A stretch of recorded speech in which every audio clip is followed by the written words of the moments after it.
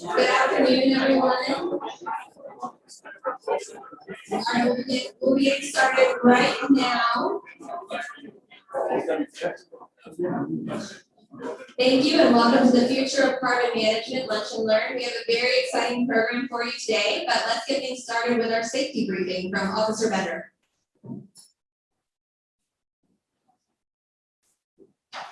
Good morning and thank you all for coming. Quick safety briefing. We are located at the Ortiz Center. We are located at 402 Harper Drive. If you need a phone number, it is 361-879-0125. Restrooms are directly out either door across the hallway. Fire extinguishers are located out either set of doors and on the wall, directly outside the doors. If an AED is needed for any reason, there's one located at the front entrance area near the offices. I do need someone willing to dial 911 if an emergency happens. And just that who is willing and able to CPR. We have several. And last, if the evacuation is needed from the building, please go out the doors you came in. To the parking lot, under the bridge area, there's a muster point. And last is if you have to shelter in place for any reason, please do so. The point is here immediately to tell you what is going on and why you're sheltering in place. Thank you for your time. Please go ahead.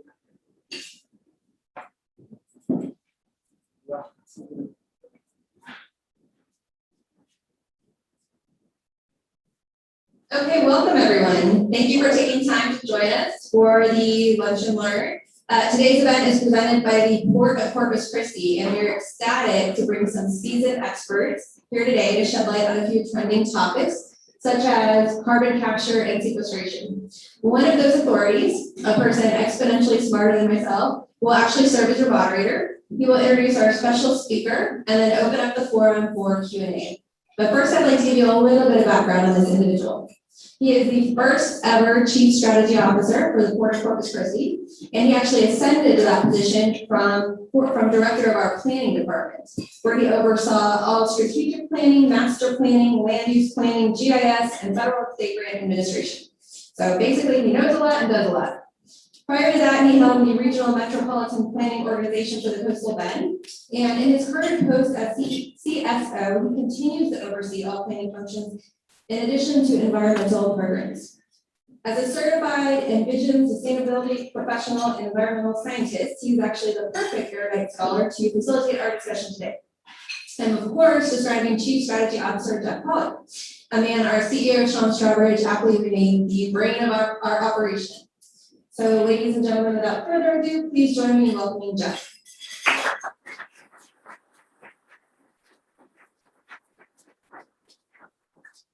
Hey, good morning, everyone. I have to apologize for that. I would like to crawl under the podium at this point, but Lisa mentioned the strategy line. It is a pretty new construct for us here at the Port.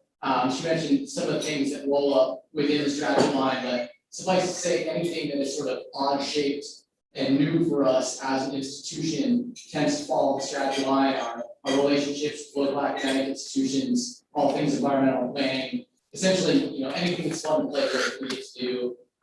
Generally, it's pretty easy to get out of bed in the morning. So it's a privilege to be here. Thank you all so much for being here. On behalf of the Port, I can just tell you that got a lot of excitement around today's topic.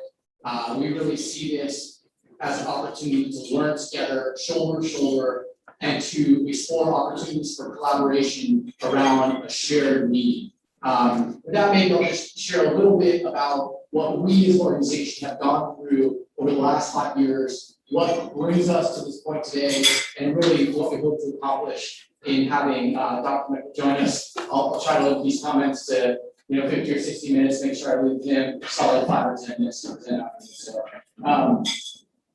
those of you who have been with us for a while have heard us over the last 5 years adopt the moniker the energy port of the Americas. And our growth really since 2015, since the Obama administration lifted the ban on exports of US crude, our growth has really sort of validated that moniker. To be specific, our total cargo movements have doubled in that 5 years. And within that doubling of cargoes, our crude exports have increased 18-fold, 18. exporting an average of about 82,000 barrels of crude per day in 2015, 2016. We're now averaging 1.5 to 1.7 million barrels per day. Just to let that number is in percent, and that equates to close to 60% of total US exports of crude coming through this gateway. And we are only dealing with Texas barrels. So, put that in perspective for the state and for us as a region, as a forum, for you all, as part of that story. The other number that I'd like to drop on you is in 2020, we moved a total of about 950 million barrels of liquid energy, so between crude and refined products. So in aggregate, a staggering and needle-moving number with respect to national balance of trade and GDP. We absolutely have our eyes wide open about our role in the global energy marketplace, in particular in the hydrocarbon economy. And we find ourselves, as I'm sure you all do, at a really interesting and very literal crossroads in what is a tremendously dynamic and rapidly evolving energy marketplace. And as we internally contemplate that, if we are intent on maintaining that identity as an energy for the Americas, not just for the next 5 or 15 years, but for the next 35, 55, and beyond, and we are committed to that. We know that we have to embrace the change and evolution in that energy marketplace and to seek out the commercial opportunities therein. And we really see today's conversation as a big part of that. So for us, there are two sides to that story. On one hand, and I will say both are part of our intent to operationalize our commitment to decarbonization. Now, on one hand, we are leaning in on energy transition topics. We are diversifying the energy commodities that are produced here, consumed here, moving through our gateway. But that's a relatively diminutive part of the story for us. I think the part of the story that's front and center, which is what brings us here today, is how do we operationalize decarbonization under our current business, under our current energy paradigm? What do we do to sustain the identity that has defined us for the last 100 years, and we hope will for the next 100? So, and that's about that's where the carbon capture and carbon management part of the story comes in. This event today was born because we hope that our internal decarbonization objectives will directly support you in your respective endeavors. Just as we have historically built the maritime infrastructure that supports your commercial objectives, your maritime operations, we are intrigued by the idea of building the infrastructure that also supports your decarbonization objectives, your energy transition objectives. In that sense, we are taking the very first step in exploring the art of the possible, and that's really what we're hoping. That's the story we've invited Tim Meckel to tell you today.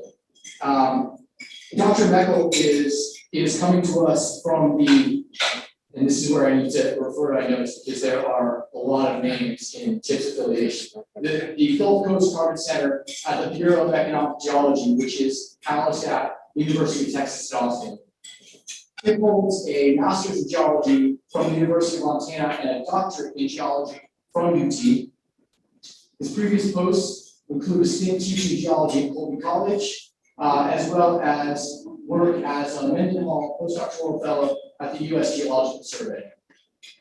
Since joining the Gulf Coast Carbon Center at the Bureau of UT in 2006, Tip has really become the preeminent expert in carbon capture and geologic storage, particularly in our corner of the world. He and his students, colleagues, partners have, over the last decade and a half, mapped the geology of the Gulf of Mexico and have found that it is uniquely suited for injection of carbon dioxide in supercritical form. So before I invite Tip up, I'll just sort of leave you with one kind of parting sentiment from work staff's perspective. To the extent that we as a port, that our identity as a port and as a region is inextricably linked to hydrocarbons. We see sort of elegant symmetry in the idea of America's premier energy port also someday becoming America's premier hub for carbon management. And we hope that today is the first conversation in that story. So with that, please join me in welcoming Dr. Tittner.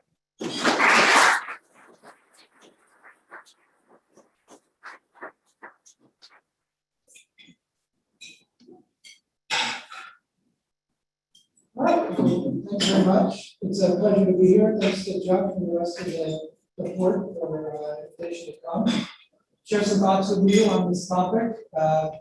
Nice introduction, thanks. I don't need to cover my background too much, except to say that I've been working full time on carbon capture and storage for 15 years now.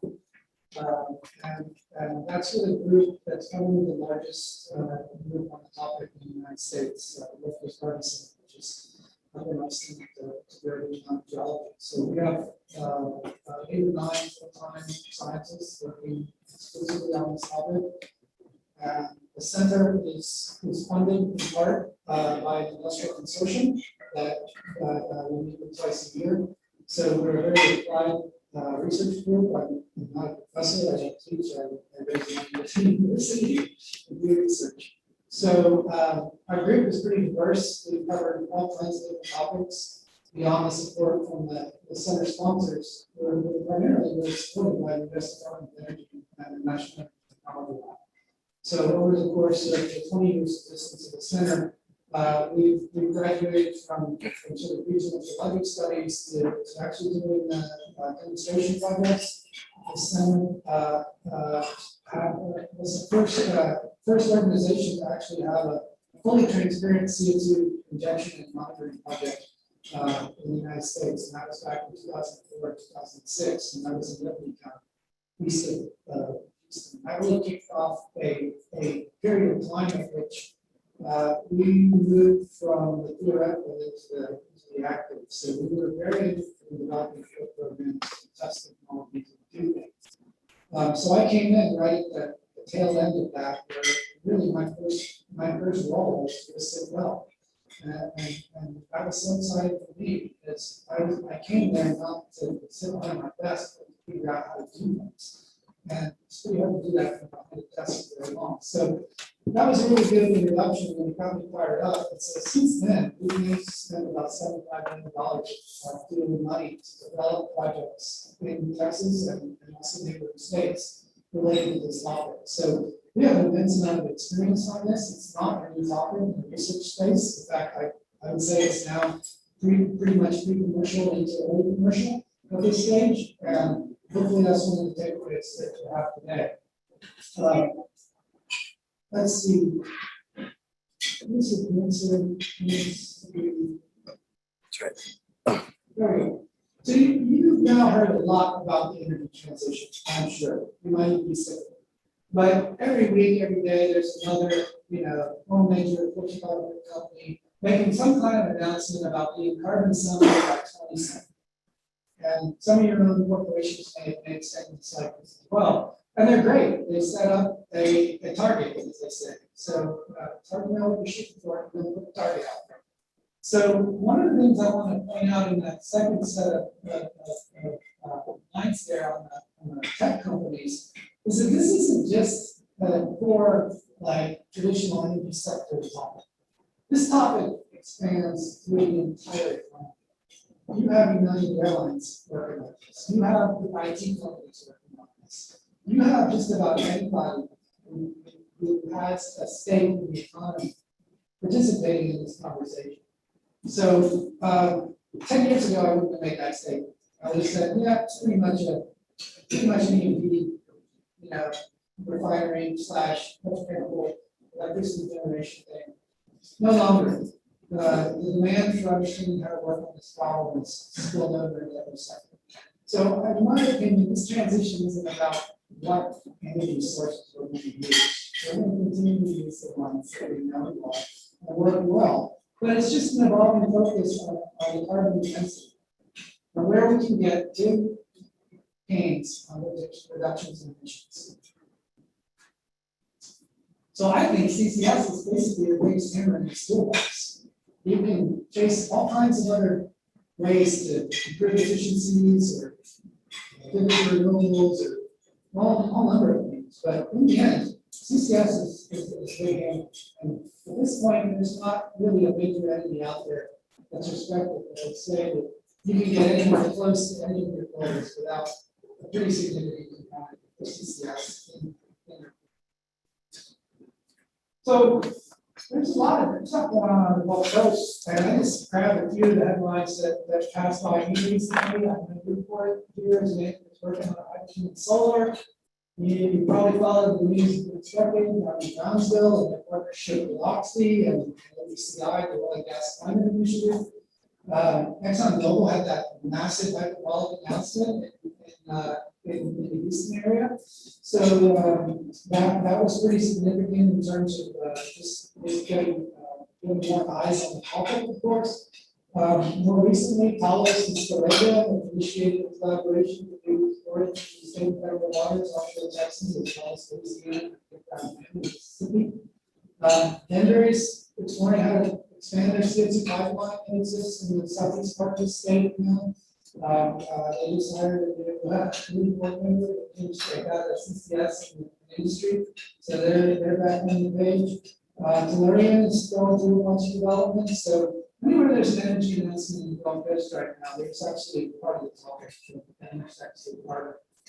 So the components that you have to think about are here. It's basically going to be about some subset of sources.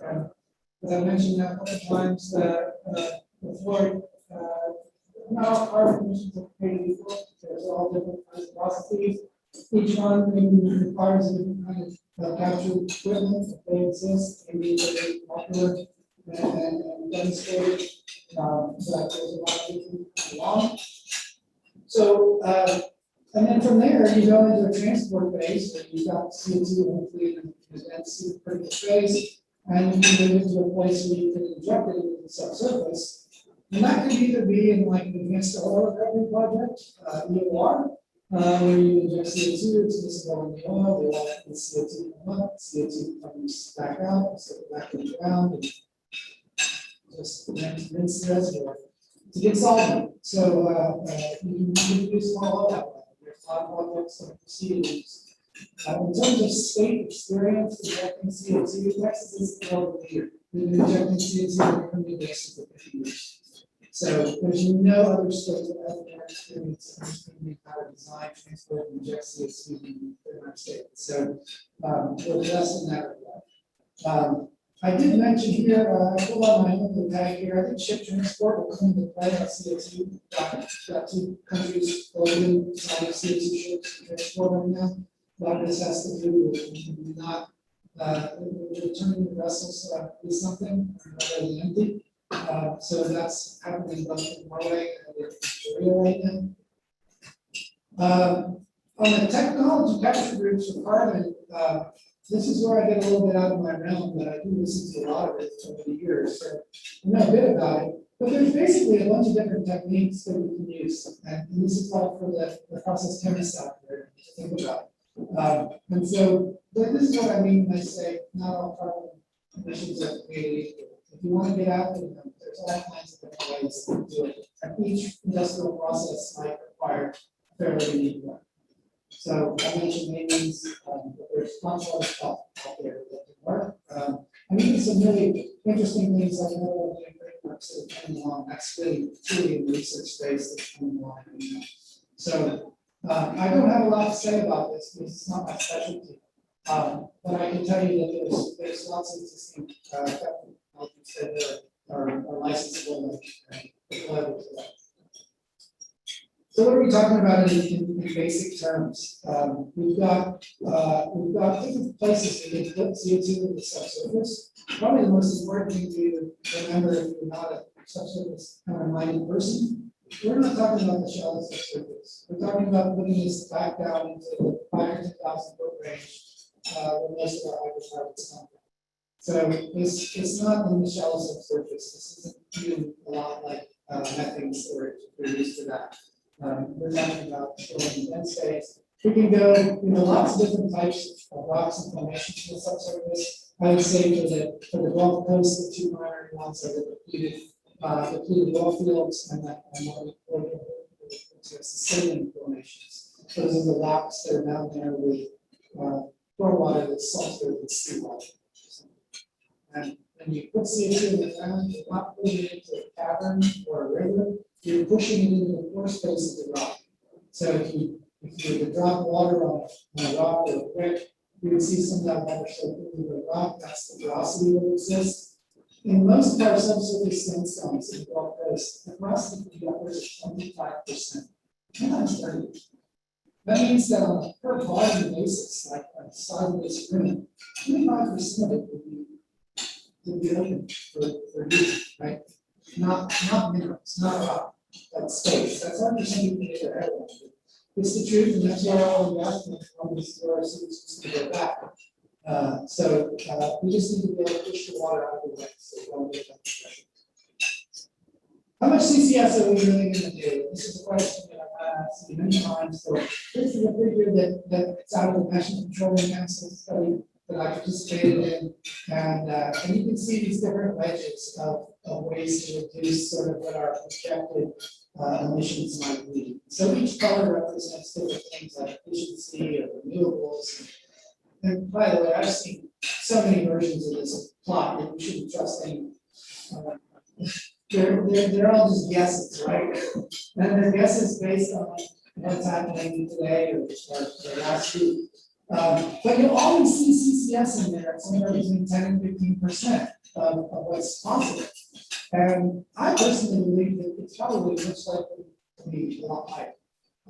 It's in the end of usually about 30% how we do these reductions. And the reason is it's pretty straightforward at the end of the day, you know how to do it.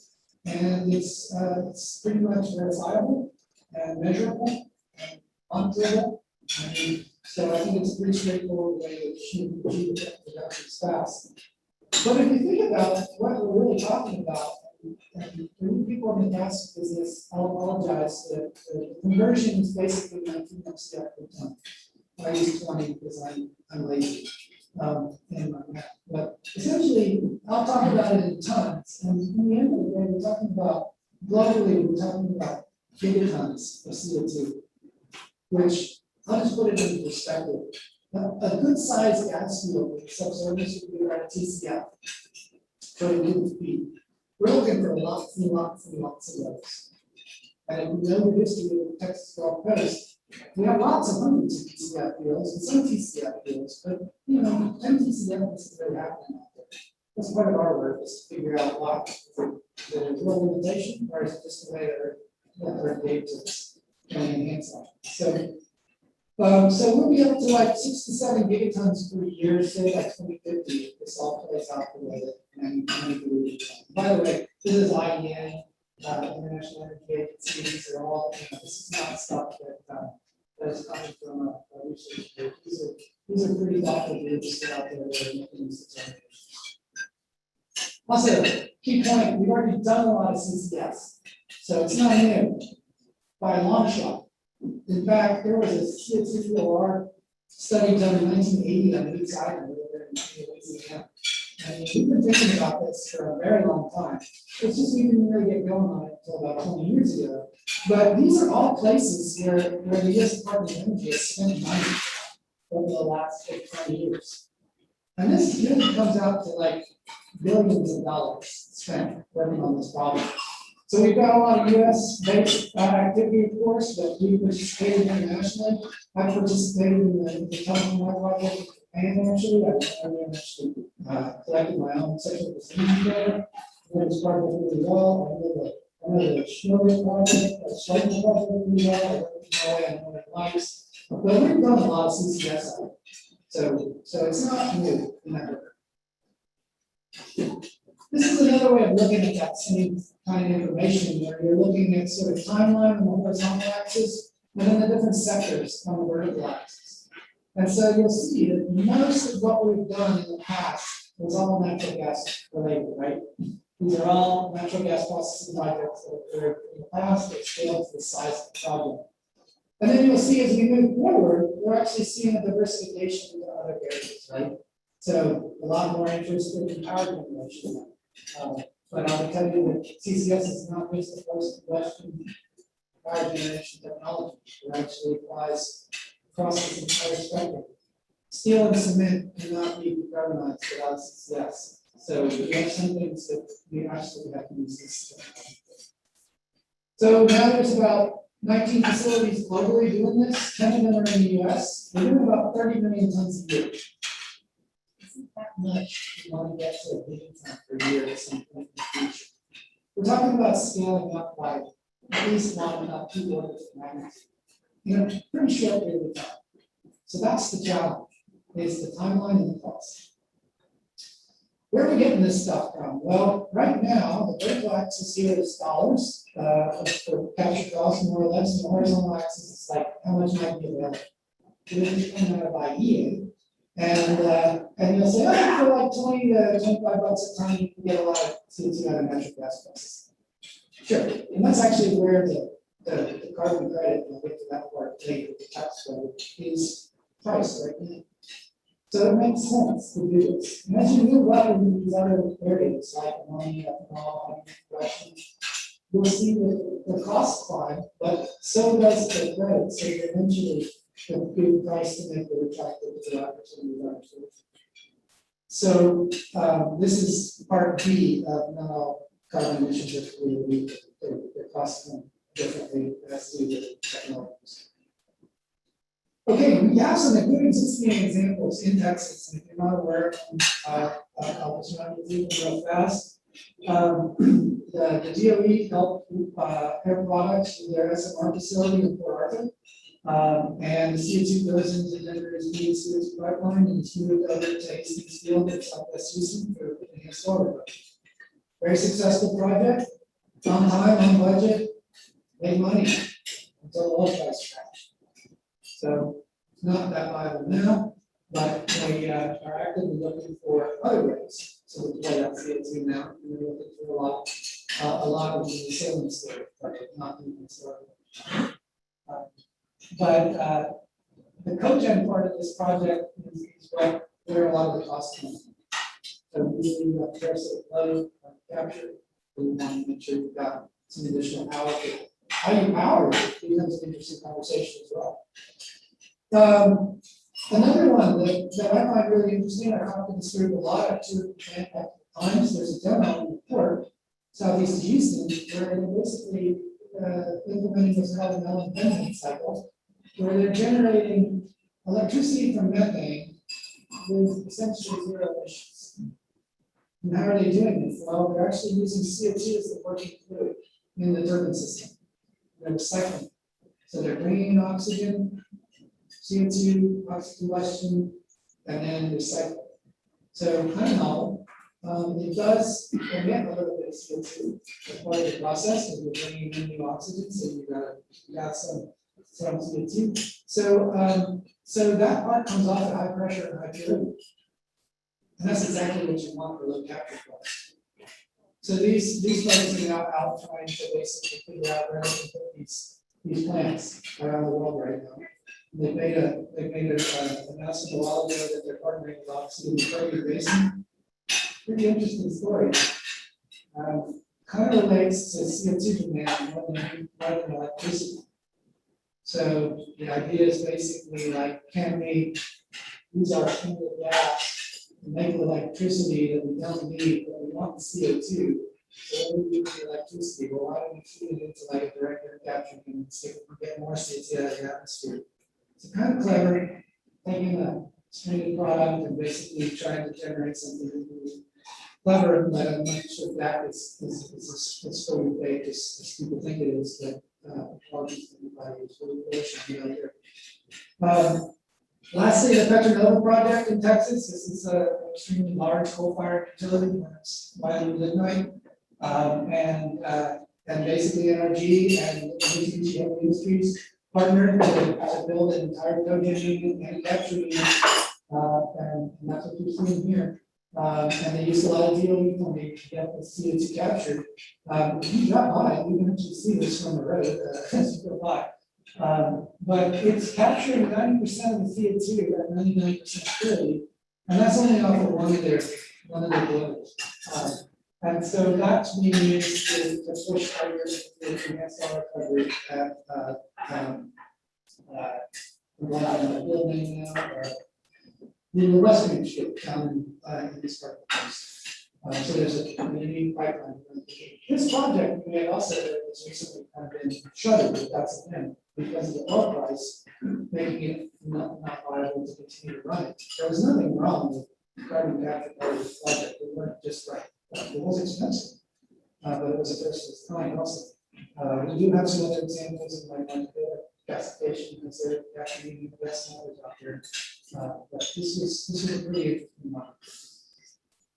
Here's where it gets interesting for the board here. Around the world, it's almost like everybody's coming to the same ideas at about the same time.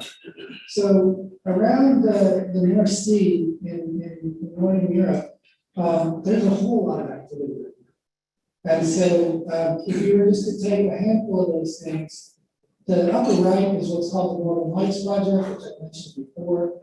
It's capturing CO2 or CO2 from a cement factory and a waste energy plant. We're going to ship it around the southern end to a offtake facility that actually stood there about a year and a half ago. They're building it right now. And then they pipe it offshore and store it permanently. So that's Northern Lights. We've got Acorn, they all have funny things. Acorn is off of the northern coast of the UK.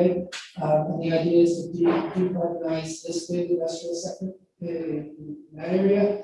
And they're planning to go off to some of their depleted fields in the part of the North Sea. The one that I think the port here is more knowledgeable about is down here in Rotterdam. There's the Porthos and Athos projects. They're pretty much how do you get CO2 from a bunch of emitters here in a very, close proximity to each other in the port. How do you get all that collected and moved offshore? So they're actively proceeding with these projects.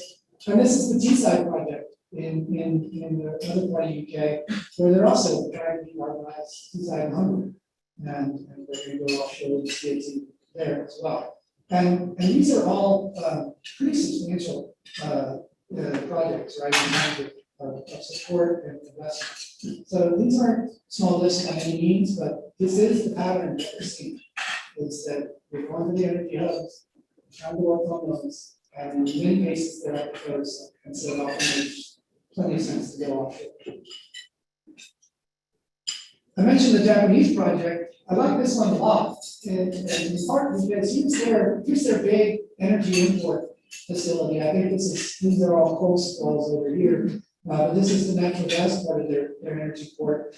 And essentially they have a gas processing facility. They pull the CO2 off, maybe a couple kilometers down the road, put a wellhead right on the beach basically, drilled the well down and deviated it about 6 kilometers offshore. So the bottom hole location is out here. And the wellhead's right there. And so that CO2 has been going in the ground. This is it's now actually stopped. They reached their oil injection target and they claim victory and they're ready to move on. So I was able to go over and work on this project. So I have a lot of admiration for what they did in terms of all of the engineering technologies and that's like 100,000 tons. It's actually 300 is the total. Remember that's not very much. Okay, costs are coming down. This is outside my wheelhouse space, but the costs are coming down. So GCCSI is a good source of information with the Global Carbon Capture and Storage Institute. And so you can see that they're plotting some things coming down. And what I hear from them anyway is that this is where the improvements are. It's lower energy use and avoiding the degradation of those products. And so we do see some newer solvent-based technologies coming around, but in general, everybody's got this sort of hug in their mind. Like, how do we solve this? Economies of scale. Okay, so NPC spent their time, about 1.5 years, putting together a very long report that's delivered to the prior energy secretary. I participated in this report on two parts of it. And the whole idea was for NBC to come up with what is our message to the federal government on this topic. And they don't speak for everyone, but they speak for a lot. And so if you want to check out the report, it's there. But I love a couple graphs out of here. This one is just like a technology chart. It's capture, compression, and transport, use, storage, and enhance the recovery across the bottom. And then it's like what we call TRL level, technology readiness level. And what I think is important to take away from this chart is simply that in every category, there are low TRL stuff, there's high TRL stuff. It's really diverse out there in terms of what's available. There are some things that we are all doing today across the board. And then there are some things that we still are trying to figure out how to bring along and bring up the scale. So this is a very dynamic situation. So it's one that keep your eye as this evolves. The other thing that I think is really important in this report is this graph, which is across the horizontal axis is essentially the amount of CO2. Hundreds. And over here is the cost to capture, essentially. And what this graph is saying is that if you put the price at like $30 a ton, I'm not going to do very much CCS. I'll do some, but the cost for a lot of it is going to be high. But if you put it up at like, $60 a ton, we get into the hundreds of millions of tons. And so that's probably what we're going to see happening next. It's going to increase in the fuel price and CO2 tax. The other thing that this curve shows is that there's very little low cost CO2 to get after, and there's some stuff that we never integrate. So if you're in that club, I guess maybe you're thinking about other destinations. They do sort of map this out into sort of what we call the activation phase, the expansion phase, and at scale. This is all happening over the next 20 to 30 years, right here.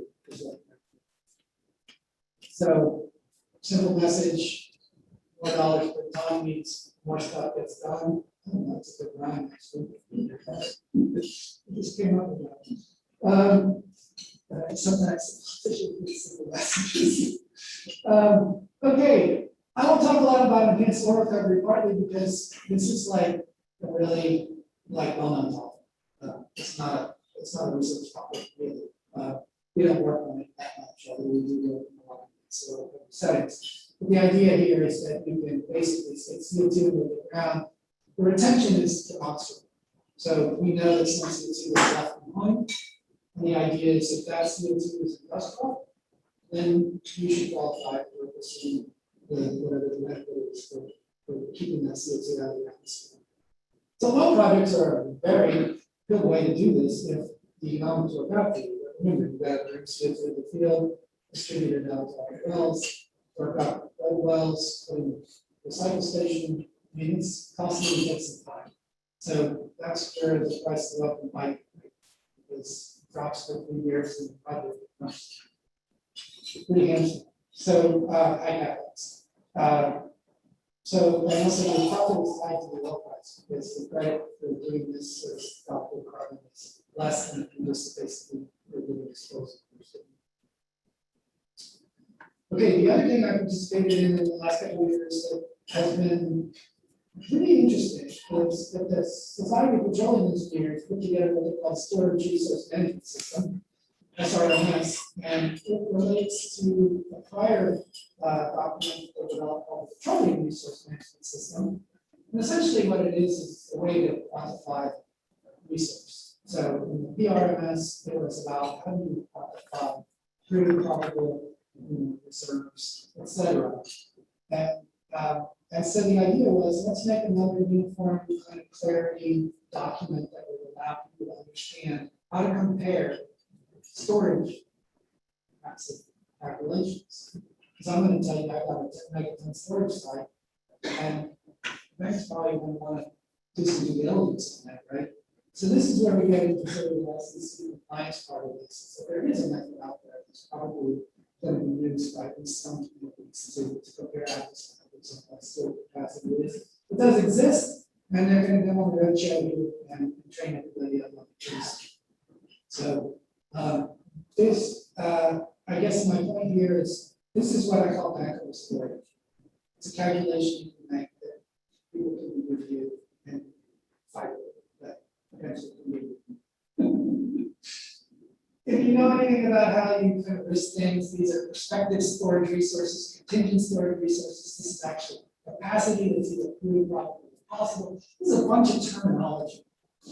And the only reason we have this terminology is so that the people who are in county don't get confused when they're reporting possible capacity versus proven capacity, right? And we know that different entities have gotten into sideways with how they report resources in the past. So this was SPD's attempt. I think it's valid, it's workable. I think the difference between some of these things is sometimes anyway. So let's jump into our geography as we kind of wind toward the end here. So Texas is by far the largest CO2 emitter in the United States, more than the next two states combined. And we all know why. We are an incredibly industrial state. We have a lot of products that we export to the rest of the country and the rest of the world. So it's no surprise that we're a big emitter. In terms of the country, you've got the Ohio River Valley as a big emitter, and you've got the Gulf Coast. It's pretty much in two places where we're emitting like crazy. Well, in the Gulf Coast, it kind of boils down to the Mississippi River corridor, sort of the central part of the northern Gulf of Mexico, which means say Lake Charles and say Houston, Texas City. And then you come down here to Phoenix. And so the fact that these emissions are clustered everywhere we look, all those examples I showed you on the North Sea, those are all partnerships. Shell, Microsoft, BP, they're all important about this. So I would say that's probably a model that's translated. Okay, so this is the concept. You've got onshore components related to interconnects and pulling off CO2 and getting it into the supercritical phase. You might need some sort of buffer system. That's what they were doing on the and then you can go offshore with pipeline and you either an existing facility or a new facility, and you're injecting deep. So you tell your neighbor this is going to the shallows of surface. It's going like a mile or two away from you down the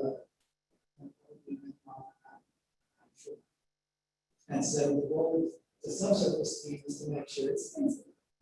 That's what we have to do on the measures. So how many wells are we going to be doing? This is a paper I worked with on the public line from Norway.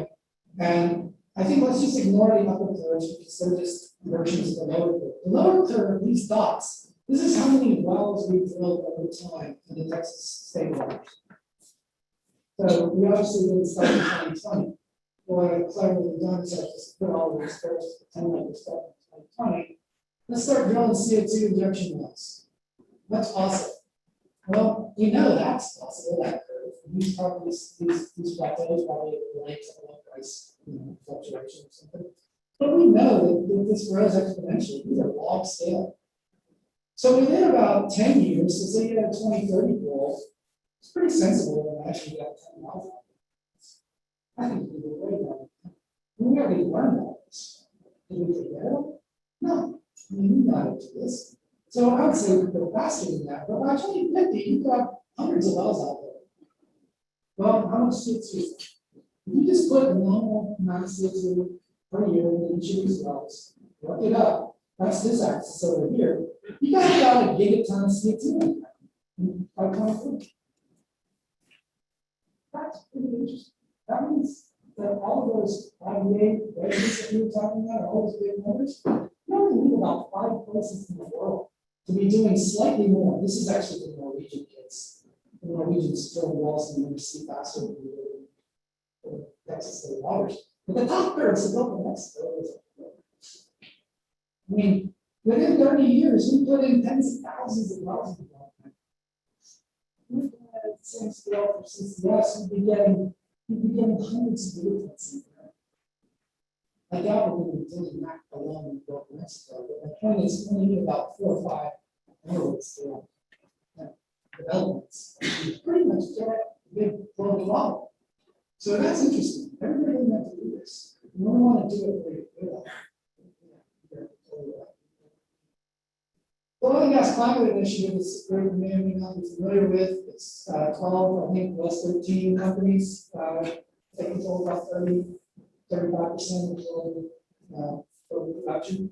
They formed this coalition, they all put in $100 million, they have about $1 billion to spend. And they've invested in different projects. One of them was the Teesside project in Greenland. And then I kept talking to these guys, and I said, actually, over here. And so finally, in their meeting, of course, they said, oh yeah, so we're going to make the Gulf Coast one of our committed clubs. 105 globally. It's Gulf Coast, and that's not. So like, we convinced them that this matters here. And so whether or not they're going to drop their money down here, it's yet to be determined. But that's a big group of folks who at least have some emotional commitment to try to do something. So I keep pestering them, asking them, like, where do you guys spend the money? So here's some detail. And so on this, and I apologize, this is a busy slide, but I love it. So in the Gulf Coast, we have about 148 sources of greater than 400,000 tons a year within about 75 of those are within about 50 miles of the coast. So this is the existing CO2 pipeline that exists. There's a little gap there. This is the incoming refining lines. And then all of these blue triangles are emitter sources. And then it's hard to see probably, but all these little green circles, those are potential miscible EOR floods. There's like 1 billion barrels out there left to recover with EOR, with CO2, if you get it, if the price is right. In this offshore region, the red line is the differentiation between the state and federal waters. You're probably very familiar with that. And so the colors here just represent like where storage. And I get creamed for this picture because everyone's like, why is all that green down there? That's bad. It's like, no, it's just less awesome. It's actually, there was a big river delta that came and dumped a bunch of sand here in the Miocene. I mean, sorry, just happened to come here. Doesn't mean this isn't good all the way down. It just means that that's exponentially thicker in terms of its sand accumulation. So I don't want you to take the wrong conclusion away from that slide. Basically, the entire state waters is entirely suitable for CCS. What else do you have on here? It's interesting. That's about it. Okay, so we worked on the blue data sets. So we were able to basically work with the data leases and acquire these blue data sets here and one over Chambers now. And we continue to work on the orange ones. And so we've been able to pull together an interpretation that extends all the way through thousands of square miles of interpretation. So we spent about 10 years working on this.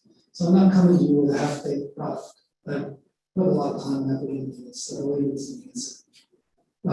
So we know what's there to work with. We know where maybe some of the pitfalls are. We continue to explore this, by the way. We don't necessarily say we have all the answers already, but we think we've got a really good start. So that's a whole lot of storage that can occur in the next 30 years, just like the oil and gas. Step offshore, step offshore, step offshore. Eventually, maybe you've got CO2 FPSOs coming in and parking out here. This is the end game for the national mission strategy. You take all of that and bring it on shore, you got most of the way thing out of it. So there's no doubt that this stuff is doing it. We get big, you go big, we're going to go out here, but in the meantime, it's going to be cheapest and smartest to work there. I wrote all this down. It's in a book you can buy, pretty cheap. It's $25 or something ridiculous. And we cover a lot of technical topics, so if we need something to hand to somebody to say that we think we know what we're doing, this is a good one. I'll send you one for free, give me a business card. We want this, I talked to them out there, we want people to know that we've got this covered. It's been a long time on this, not back in 2017, actually, that we published that. We've done a lot since then. Okay, and the other one that's out there is, we paid to have this one, open source, open access, got all paper on, CCSL development on the Gulf Coast. What's all the, it's kind of like a roadmap, like state of play in late 2020. Where we're regulatorily, where we, various positions. So another good one, I can send you that one easily.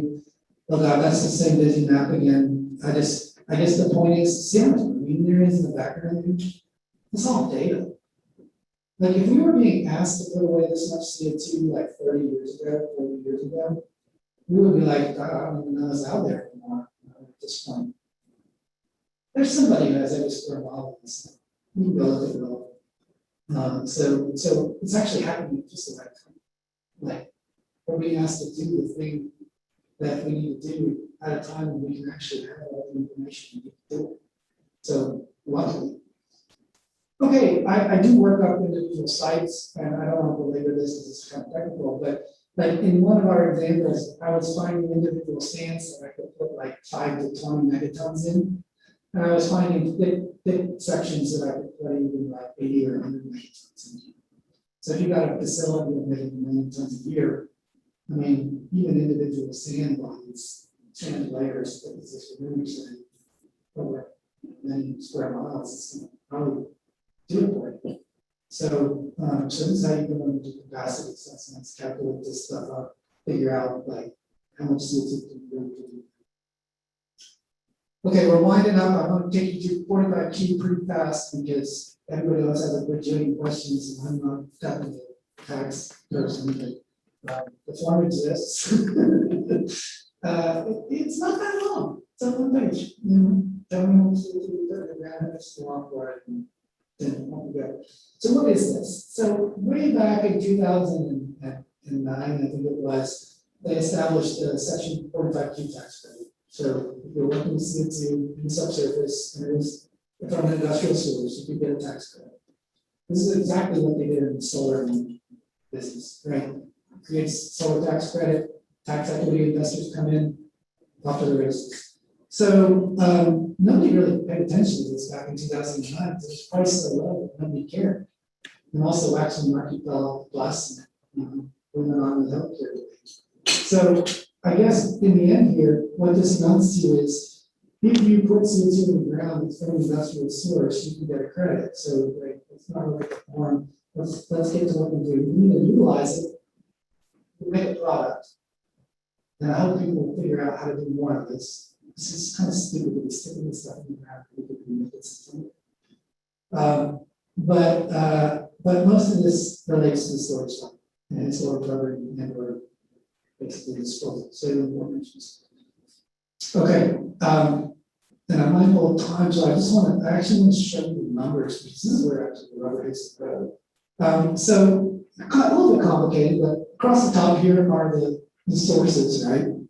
You can go to a power plant, you can go to some industrial facility, you could throw a passive inhaler areas to directly capture out of the atmosphere. And by the way, that's what Musk was just putting this $100 million on. And I kind of kicked him on LinkedIn and I was like, I want to be like, let's go for it. Like,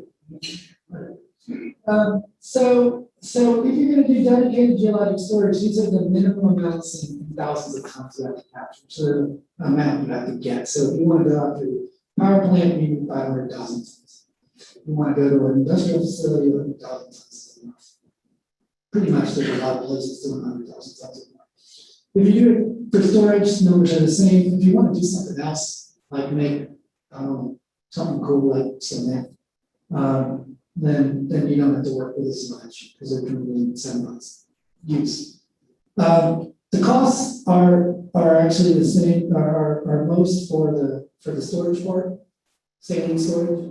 because you're not getting the commodity back necessarily, and so we need to price it higher. But we're in 2021 now, so you're getting about $36 a ton on your tax credit this year. If you're doing these other things, it's 24, and then those go up. And that's all an eyeful, and kind of hard to get your head around, because all of us think in numbers. This is a lot of numbers, but as we all know, it only matters what's at the top. So here's the utilization stuff. We won't talk too much about that. Here's the storage side. Let's say we have only a 300,000 ton stream that we want to work with, or something pretty standard like 1 million tons. If you start the project soon, ran it for 12 years, that tax credit on the low side would be about $170 million. You'd be up to about 570 on 1 million tons. What does that mean? It means to do the projects, capture, transport, storage, monitoring, blah, blah, blah. All has to come in under these numbers to make it sensible, right? So as long as you can do the project, that's a lot of tax credit. Most people are thinking like 1 to 10 megatons. So put that up 10 times for 12 years. It starts to get pretty crazy. But I know entities who are willing to spend billions right now to put wells in offshore Texas to reap tens of that. We'll get there. Okay, I hate this part. We'll go through it fast. Yeah, you have to report. Yes, you have to permit. Yes, you have to get annual. You have to submit annually for regulatory purposes. So you can't get around that if you want to credit. And we can talk more about that, but it's what I would call the regulatory part. I don't know if I'll mention this at the end, but just last week the governor signed HB 1284, which puts all of the CO2 injection wells into the Railroad Commission. And so now Railroad Commission will apply for primacy from EPA for Class 6 wells. So actually, some of this is going to go away eventually, because we'll be dealing with state regulatory stuff and not EPA GHG reporting.